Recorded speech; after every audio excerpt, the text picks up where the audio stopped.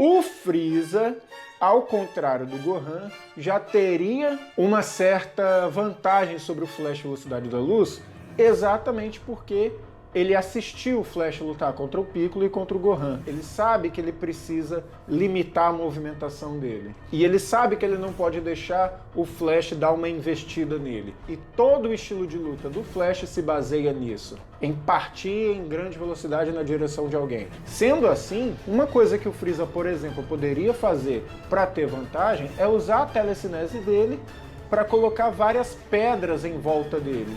Assim o Flash, para chegar no Freeza, teria que quebrar essas pedras e isso entregaria a posição dele. Fora que o Freeza dourado, ele é muito mais forte e mais resistente do que o Flash. Ele pode tolerar alguns golpes para poder pegar o Flash desprevenido, igual ele fez contra o Freeza. E a real é que basta o Freeza dar um golpe bom que o Flash vai ser derrotado, porque o Flash ele é muito rápido, mas basicamente ele só corre, ele não voa, por exemplo. Então, por exemplo, se o Freeza atira um feixe de energia com um dedo e perfura a perna do Flash, não vai ter muito mais o que ele pode fazer. Como que ele vai correr com a perna perfurada? Não vai correr, simples assim. Então sim, o Freeza venceria o Flash Velocidade da Luz, mesmo tendo a desvantagem em velocidade, e provavelmente ele iria para a próxima luta bem de saúde. E com a derrota do Flash Velocidade da Luz, vamos ao próximo herói classe S, que é Atomic Samurai. O Atomic Samurai, ele é muito imprevisível porque, assim, ele dá golpes tão rápidos que as pessoas nem percebem que ele deu golpe, sabe? E não foi 1, 2 ou 3 golpes. Foram milhares, a gente vê isso acontecendo tanto no mangá quanto no anime. Só que vamos ser sinceros também, o Freeza resistiu a um fucking Hakai, que basicamente desintegra a nível molecular. Como que ele não resistiria aos golpes do Atomic Samurai? Eu não estou dizendo que ele iria resistir e ficar completamente ileso, mas derrotado ele não seria. E o Atomic Samurai, embora seja forte, ele é frágil. O Freeza, assim como ele fez com o Flash, venceria até mesmo se ele usasse seus ataques mais fracos. E se ele usasse um baita de um ataque massivo, o Atomic Samurai teria que usar a espada dele para destruir esse ataque massivo, igual ele fez no mangá, mas a explosão pegaria nele de qualquer forma, enquanto o Freeza estaria bem. Mas exatamente porque o Atomic Samurai consegue dar golpes muito rápidos, eu acredito que o Freeza venceria sim o Atomic Samurai, mas ele iria para a próxima luta debilitado, provavelmente não podendo mais usar a forma dourada dele. Igual aconteceu no próprio Torneio do Poder. Próxima luta, Freeza contra Silver Fang. Galera, como eu posso dizer?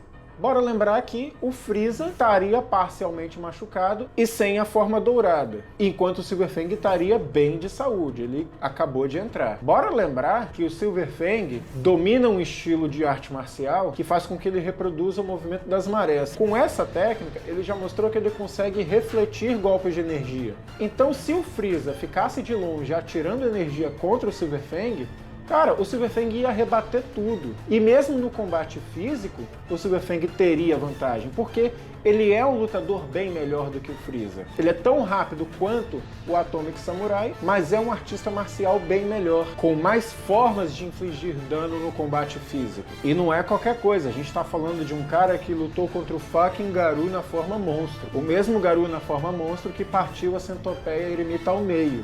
O Silver Fang conseguiria fazer isso que o Garou fez? Não, provavelmente não. Ele não teria força física para isso. Mas o fato é que foi o Silver Fang que ensinou o Garou a lutar. Não teria muito o que o Freeza fazer contra o Silver Fang nessa situação. Usar a telecinese ia fazer alguma coisa? Sinceramente, não ia. A telecinese do Freeza não é lá essas coisas. Ainda mais nessa situação em que ele veio de uma luta que deixou ele ferido. Então, sim, vitória do Silver Fang. Agora é que são elas.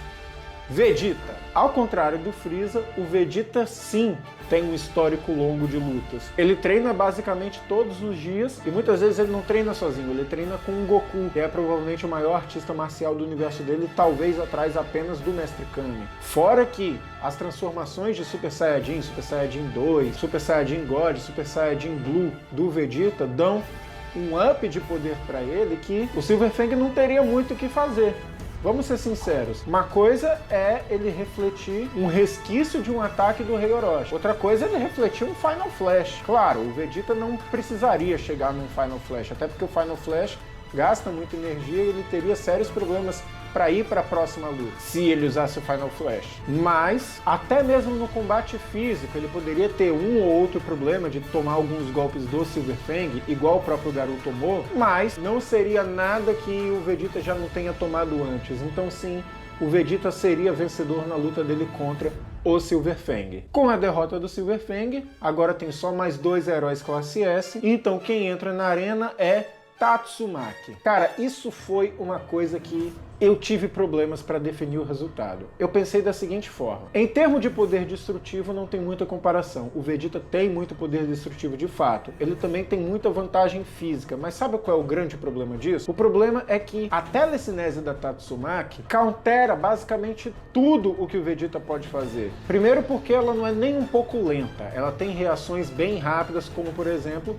o tempo de reação dela ao parar o bombardeio da nave do Boros. Isso é fato. Ela tem um tempo de reação muito bom. E segundo, a telecinese dela pode causar muito dano no Vegeta. Imagina o que ela pode fazer, por exemplo, se ela pega o Vegeta e torce ele, igual ela fez contra Psy. Ela pode jogar objetos gigantes em cima do Vegeta e o Vegeta teria sim problemas com isso. Para o Vegeta poder lidar com isso, ele teria que gastar o Ki dele, usar explosões de Ki para evitar esses projéteis. Só para vocês terem ideia, o maior feito de telecinese do universo de Dragon Ball é a telecinese do Daishinkan construindo a arena do Torneio do Poder. E a real é que a telecinese da Tatsumaki é muito mais poderosa do que isso, não tem nem comparação. Ela torceu uma cidade inteira como se estivesse torcendo um pano. Ela arrancou toda a fortaleza da Associação de Monstros de dentro do chão. O problema disso tudo é que se ela forçar demais a força telecinética dela, ela entra em parafuso. E o Vegeta tem totais condições de forçar ela ao máximo. Primeiro porque ele é muito forte fisicamente, e segundo porque o Ki dele é gigante. Então ela teria muita dificuldade para lidar com isso.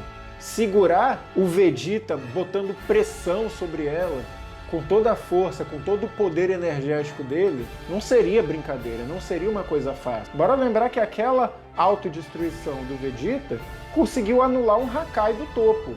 Ok, depois disso ele ficou praticamente inutilizado o resto da luta, tanto que o Jiren eliminou ele com tapinha. Mas sim, o Vegeta teria muito poder para sobrecarregar a telecinese da Tatsumaki. Então eu acredito sim que ele venceria essa luta, mas ele iria para a próxima luta bem debilitado, porque, como eu disse, a vantagem física e energética do Vegeta é real, mas o problema é que a Tatsumaki countera o Vegeta em vários aspectos. Ele teria muita dificuldade. O próprio Goku, no mangá do Dragon Ball Super, mostrou que ele tem muita dificuldade de lidar contra a telecinese. E a real é que sim, a telecinese da Tatsumaki é mais poderosa do que a telecinese mais poderosa de Dragon Ball. Então chegamos ao último lutador dos heróis classe S, Blast. Galera, como eu deixei claro na luta anterior, a Tatsumaki perderia para o Vegeta, mas ela daria muito trabalho para ele. Então é de se imaginar que o Vegeta já não estaria na melhor saúde dele para lutar contra o Blast. Então eu realmente